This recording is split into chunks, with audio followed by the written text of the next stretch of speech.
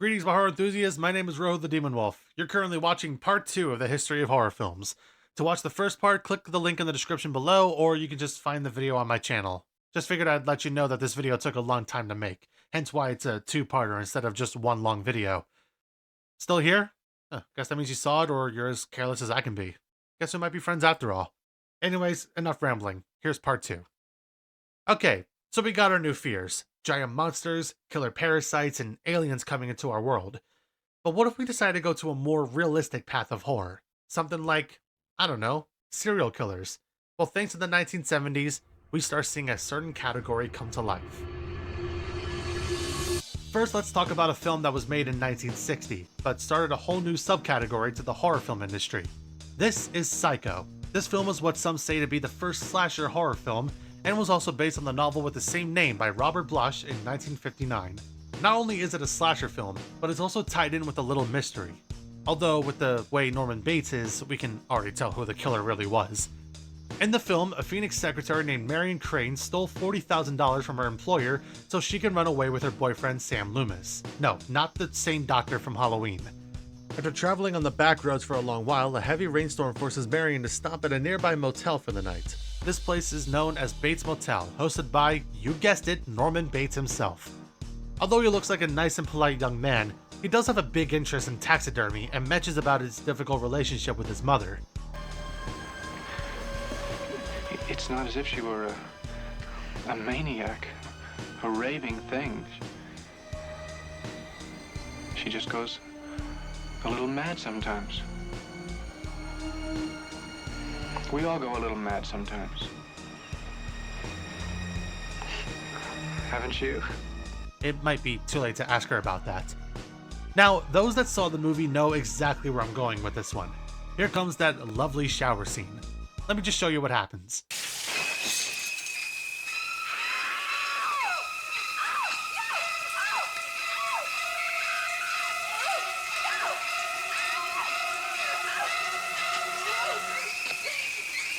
Yep, right away, your main character dies from Norman's mother, or was it Norman himself? Now let me just say that there were some controversies with this film, starting with the fact that the main character dies only after the first couple minutes of the film. Not many films have it to where the main characters die in the beginning of the film, sometimes not even being killed at all. But it was also during the opening scene that shows Crane and Loomis in bed together, although the scene was used, as what Alfred Hitchcock said, a bait and switch with the censors. He offered to change it in exchange with keeping the famous shower scene. During the premiering of the film, Hitchcock didn't want the movie to start until everyone was at the theater watching it. He basically didn't want them to arrive late and wonder where Janet Leigh was in the film. Now we reach the 1970s. The horror films and TV shows are now shown in beautiful colors rather than just black and white, which means horror films nowadays are going to get a whole lot bloodier and messy. During these times, there were a lot more low-budget films being made, with only a couple of them becoming instant classics. I figure we start with the first one that comes to mind, the Texas Chainsaw Massacre. First, a question. What do you get when you take a small town in Texas that's out in the middle of nowhere and add a family, a crazed group of outcasts and cannibals living in the house next door to the main character's family house? You get this film. Back then, films always consisted of supernatural creatures, sci-fi monsters, and parasites. Now, directors at this time decided, screw all that. Let's show some blood and gore that we can freak the viewers out by making them remember a group like this actually exists. The opening of this film perfectly sets the mood that what you're about to watch is not intended for younger audiences, as this was based on a true story. The events of that day were to lead to the discovery of one of the most bizarre crimes in the annals of American history, the Texas Chainsaw Massacre. This film features a group of young adults going to Sally and Franklin's grandfather's gravestone, as she heard someone might have vandalized it. However, thanks to their encounter with the hitchhiker, they took a detour to their old family farmhouse, which happens to be next door to the murderous family known as the Sawyers, although they were originally known as Slaughters. Throughout the film, the group gets attacked one by one, most of them being killed by Bubba, also known as Leatherface. Sally then gets captured and is joined at the table, greeted by the whole crazed family, including the oldest member of the family, Grandpa Sawyer, who stays alive by drinking blood. At the end, Sally ends up escaping the house, being chased by Leatherface, and has someone pick her up in their truck as Bubba swings his chainsaw around at the final scene. You want to know how these actors really seemed like they went insane? Trust me, it's not because they were really amazing actors. It was mostly because they went through a whole day stuck on this scene. We all know the famous dinner scene where we get to see the whole crazed cannibal family, but if we take a look behind the scenes, it was the most hellish thing the actors themselves went through. If you haven't figured it out by now, they shot the film in Texas during the summer, and it gets really hot down there. In fact, they filmed the scene in the farmhouse during the summer, which had no AC or fans whatsoever. The temperature in the room would go over 100 degrees, the dead animal parts they used for decoration began to smell, the food that was actually made began to rot because of the lights that only produced more heat, and these actors had to do this scene for over 24 hours. No wonder they seemed like they were insane patients escaping the asylum they were trapped in. It almost looked like these actors were losing their touch with reality, especially Marlon Burns beginning to think she was actually going to get killed on set, and the hitchhiker actor Edwin Neal stating that shooting the Texas Chainsaw Massacre was more miserable than his service in the Vietnam War. A lot of these low-budget films that were made got inspirations from actual serial killers that existed. The Texas Chainsaw Massacre and even Psycho were based off of the serial killer Ed Gein, who wore a mask made of human skin and killed at least 2 or more people in Wisconsin, though he was most likely seen as a grave robber than a serial killer. This was just the beginning of slashers making their way to the big screens. However, none could be as famous as the next ones I'm going to talk about. Take Friday the 13th, for example, another one of those slasher films that takes place away from local towns. I don't think I have to summarize what happens in this film series, right? I'll do it anyway. Basically, it's a film where a bunch of camp counselors that love getting frisky with each other end up getting stalked and killed all throughout Camp Crystal Lake. First from Jason Voorhees' mother Pamela in the first film, who basically killed every counselor she sees for not watching her son that was getting bullied and later drowned, then from Jason himself throughout the rest of the series after the death of his mother. Remember how monsters are said to never truly die and will always come back to haunt everyone again? Well, Jason Voorhees fits that description perfectly. He's been stabbed, drowned, killed in Manhattan, literally went through hell, and even been to space, and yet he always comes back to that campsite to continue the legend. He even had a little battle between the Dream Demon himself. This killer will never die, and it seemed like a lot of horror films, especially slashers, followed that same rule with their own characters. Another one being good old Michael Myers from the Halloween series. Instead of a group of cannibals in the middle of nowhere or a stalker in the woods or campsites, people thought, what if there were killers like those guys, but in a local neighborhood, just like the actual real-life serial killers? Well, let me tell you how this goes.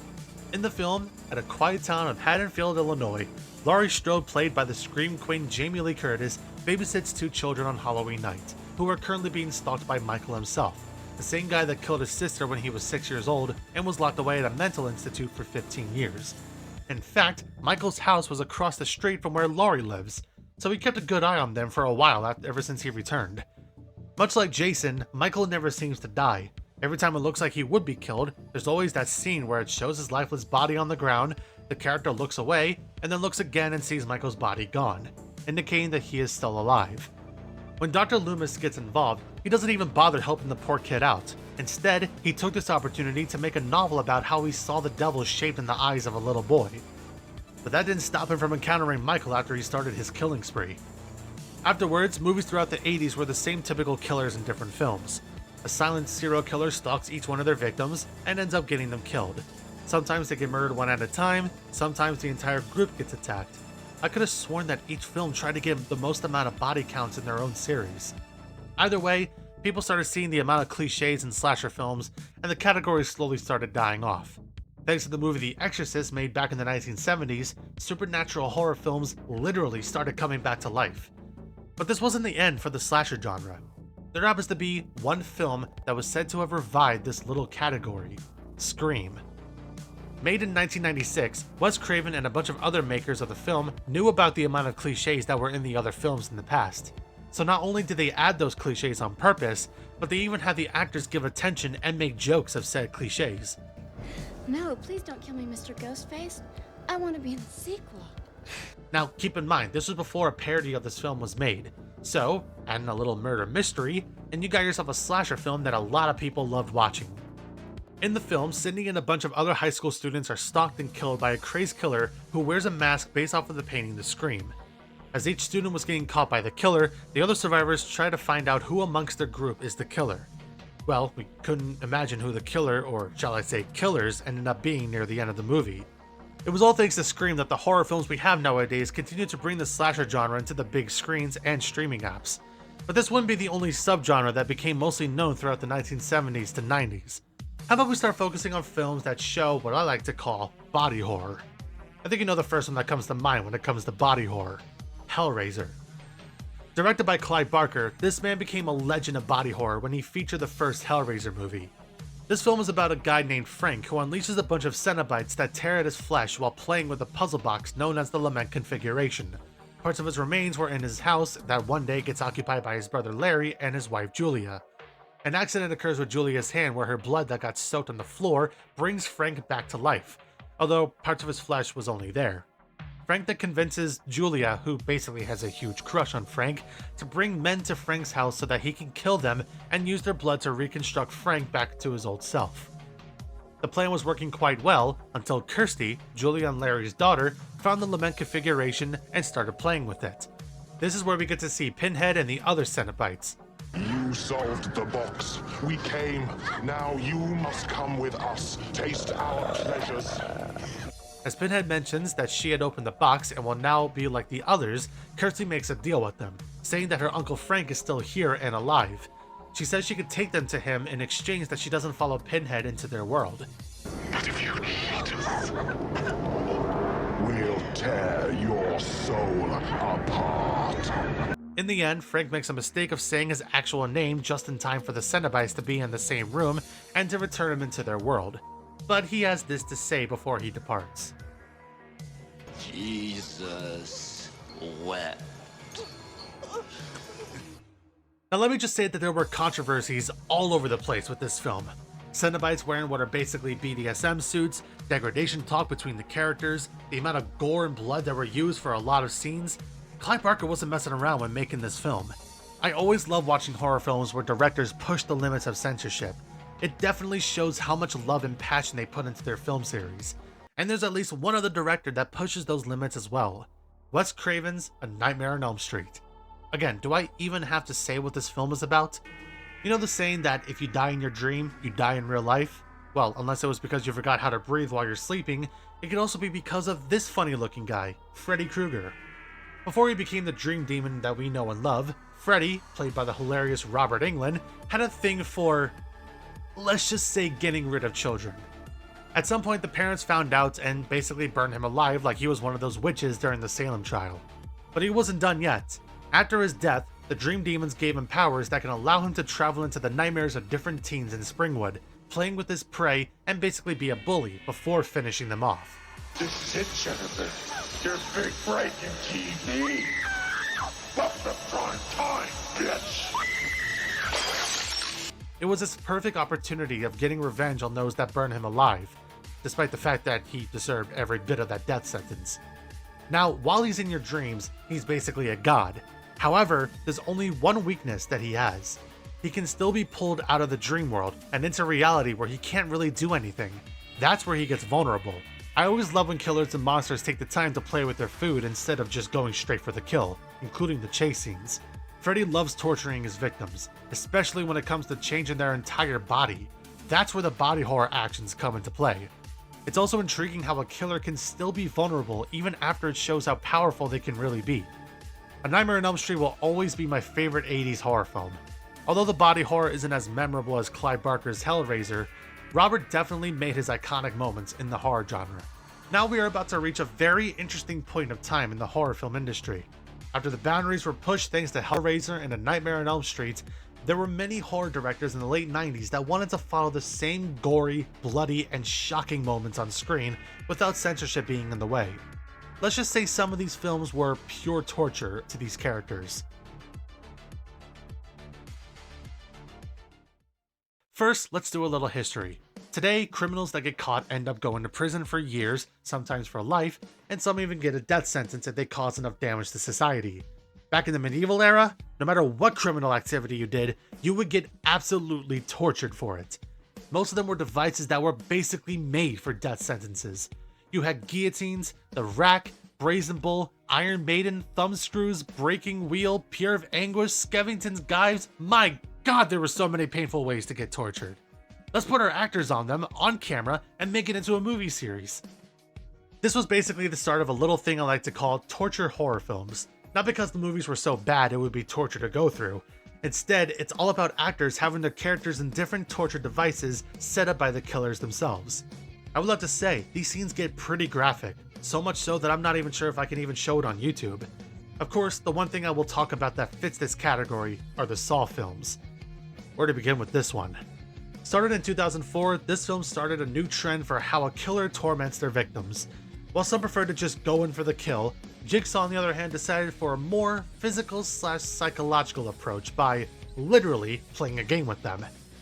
After John Kramer's unborn child was unintentionally killed by someone that was breaking out of the hospital and accidentally hitting his pregnant wife with the door, he decides to make a bunch of devices to conduct tests on how far a person will go to save their own lives, even if it means sacrificing their own limbs or by killing the other person in the room with them.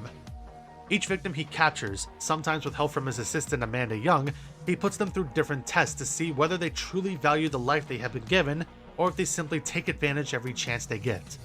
Some of these people survive and rethink their life choices, one of them being Amanda herself, while others don't make it out alive. These victims are basically your low-life criminals, drug dealers, thieves, murderers, addicts, even those that became part of the bystander effect. Basically ones that witness a crime or emergency happen, but does nothing to help someone in need. The film truly touches the negatives about society as a whole, so it's no wonder there have been a crap ton of sequels, with a 10th one just released this year. But this wouldn't be the only category that would gain its popularity in this era of horror films. Films based on supernatural events are still at an all-time high, but it's shown in a different perspective. These are known as found footage.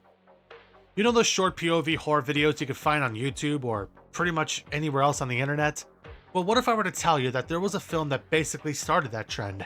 This was before YouTube, before Twitter, basically before the internet we have today. This is The Blair Witch Project by Eduardo Sanchez and Daniel Myrick in 1999. This film is about recovered footage that shows what happened to 3 film students who disappeared in the woods at the Seneca Creek State Park in Maryland. The footage shows the 3 students named Heather, Josh, and Michael making a documentary about a fictional legend known as the Blair Witch, who was said to be a legendary local murderer in Burkittsville. They go around the local town, interviewing different locals about the Blair Witch and gather clues about them. After they get lost in the woods, that's when the project takes a disturbing turn, as each student now gets stalked, tortured, and ultimately killed by the Blair Witch. The ending scene is the most famous in the film, as we see the terrified Heather get separated from Mike, who was later seen being motionless and staring at the wall. Heather then ends up dropping the camera, breaking in the process, and the film simply ends there. Quite a terrifying movie.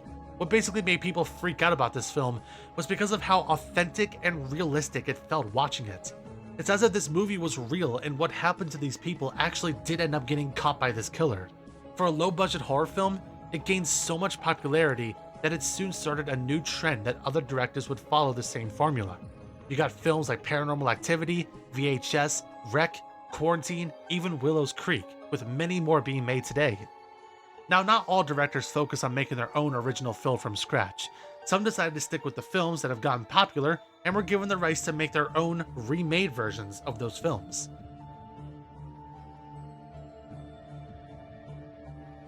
If you think that films like Friday the 13th and Halloween were done, boy are you wrong. Just like how monsters from films in the 1930s and 40s still became popular, so did the films in the 70s and 80s. Directors that decided to remake these films were big fans of the franchise when they saw it as kids. Let's look at some of them. In 2003, Marcus Nispel made the film series Texas Chainsaw Massacre that almost follows the same plot as the original. The only difference is that this group of travelers are checking out this old decrepit house that belonged to the Sawyer family. Oh, wait, I was mistaken. In this film, they're known as the Hewitt family. Huh. Weird. Throughout their exploration, one by one, they get stalked and killed by Leatherface, the only member still alive in that house, and the only survivor in that movie was Aaron, who escapes the house. Marcus wouldn't be the only one that remade the Texas Chainsaw Massacre. Another director named Jonathan Liebesman made a prequel to the film in 2006 named Texas Chainsaw Massacre: The Beginning. This film takes place before Leatherface became the crazed killer we know. The differences in this film is that he was known as Thomas and not Bubba. who used to work at a slaughterhouse owned by the same supervisor that abandoned him in a dumpster after his mother died from giving birth. Thomas refused to leave even after the place got shut down from the health department, even going as far as killing his supervisor for trying to make him leave. We then see a group of different travelers, this time 2 guys who are going to enlist in the Vietnam War, taking a road trip with their girlfriends until a biker gang causes them to crash their vehicle. A sheriff named Hoyt helps the group by getting their Jeep towed to get repaired, and he drives them to the Hewitt house. You can already imagine how the rest of the film goes. The survivors try to escape the house while the family, mostly Hoyt and Thomas, try to make them their next dinner meal. Much like the other films in this series, the only survivor, or as we call them the final girl, happens to be Chrissy, who escapes the house, drives away from the house, and lives for another day. Or does she? Now we reach 2007, and Marcus makes another remake in his list of horror films. This time remaking the Friday the 13th film. This one takes place long after the campsite closes thanks to the slayings from Jason's mother Pamela, who later gets beheaded. Despite the warnings from local police, a group of college students decides to investigate what happened to this campsite. Obviously, they end up getting killed one by Jason himself. There wasn't much to say about this film other than that it was mostly mediocre to most people that watched it. The film was mostly trying to stick with the 80s aesthetic as the original films, but for a remake, I've actually seen worse ones than this. It's an alright one in my book. But I do love the soundtrack of the film that came with it. The worst one in my opinion was A Nightmare on Elm Street, remade by Samuel Bayer in 2010. While I do like how it sticks with the original formula, Freddy Krueger being creepy towards kids while he was human and now terrorizes and kills high school kids in their dreams, what killed me was the difference in how he looked in the film. Freddy in this one wasn't played by Robert Englund, he was instead played by Jackie Earle Haley. The humor that Freddy once had was nowhere to be found in this remake. But what made people more mad was how much it confirmed Freddy's, well, interest in children. I'll just leave it at that. Basically, this film wanted to take a more dark and creepy approach to the film series. But we all know you can't change something that's already a diamond in other people's eyes. But for our final director, we go to one that not only stays true to the original, but even adds more backstory to a character we didn't know much about. This is Halloween, remade by Rob Zombie in 2007. In the beginning of the film, we get a backstory of the Myers family, where Michael was being tormented by his sister and his stepfather, being, well, any shitty stepfather that exists. It wasn't until he beats up a high school bully in the woods that he gets those violent feelings in him, which ultimately ends up with him in his Halloween costume and killing his sister and stepfather. All this makes Michael end up in a mental institution that he later escapes 20 years later, not 15. The rest of the film has Laurie being stalked by Michael as he ends up killing everyone that gets in his way, and we find out that in the end of the film that Laurie is the baby sister of Michael that he cares for. But of course his hunt keeps getting interrupted by Dr. Samuel Loomis, who told Laurie the truth about her. The film ends with a cliffhanger as Michael grabs Laurie's wrist as she was about to shoot Michael, but they both survive as shown in the beginning of the second film. So as you can see, some remakes were good, some were bad, but the one thing they had in common was the love these directors had for these film series. Now how about the films we got going on today? As of right now, it's the beginning of 2024. The horror films we have today consist of a mix of new horror films gaining fame, while some directors decide to make sequels to already existing horror film series. Despite pop culture almost taking over most of these films, mostly in the slasher genre, directors still find ways to give us all a good scare. As for the supernatural horror films, they still take the internet and horror film industry by storm. Yes, there are cliches here and there, but at this point, I think they become the reasons why we're always interested in seeing these new films. Let's not forget the movies that continue to bring sequels to recent popular films like the Saw series. As of 2023, you had remade movies like Pet Sematary on Paramount Plus, and new ones that piqued everyone's interest like the new Five Nights at Freddy's and even The Nun 2.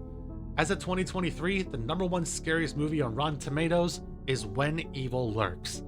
This Spanish film was about when residents of a rural town try to find ways to escape as a demon was about to be born that's considered to be evil itself. Not only supernatural, but it also hits a good amount of psychological horror as well. This was written and directed by Damien Rugna, the same one that made the 2017 film Terrified. If you're able to stomach the unrelenting brutality that is in this film, then you might see why it's so terrifying. Horror films, pretty much the whole horror community, will always be around to give us a good scare, and it will always be with us all year long. I always can't wait to see what new horror films come out in the future. Some will be good, some will be bad, But no matter what people think about these films, they are the reasons why horror will continue to live on, even after we're gone. Thanks for watching what's basically the longest video I've ever done so far on my channel. Hopefully this video will be out in time for Halloween so that it actually becomes a Halloween special for you guys. God knows how many of these specials I'll have to do in the future. Assuming you guys are still visiting my channel, that is. Oh, and I wasn't kidding when I said this script was made as of last year, and the narration I did was towards the end of 2023. Except for this outro I'm doing right now as of October 8th of this year. I'm so tired. As always, don't forget to leave a like, leave a comment on what your favorite horror films are, hit that subscribe button, and turn on that notification bell to know when I post more videos like this one. As always, keep your fears and anxiety levels high. You guys go out there and have a fun, safe, but mostly terror-filled Halloween night. I'll see you very soon.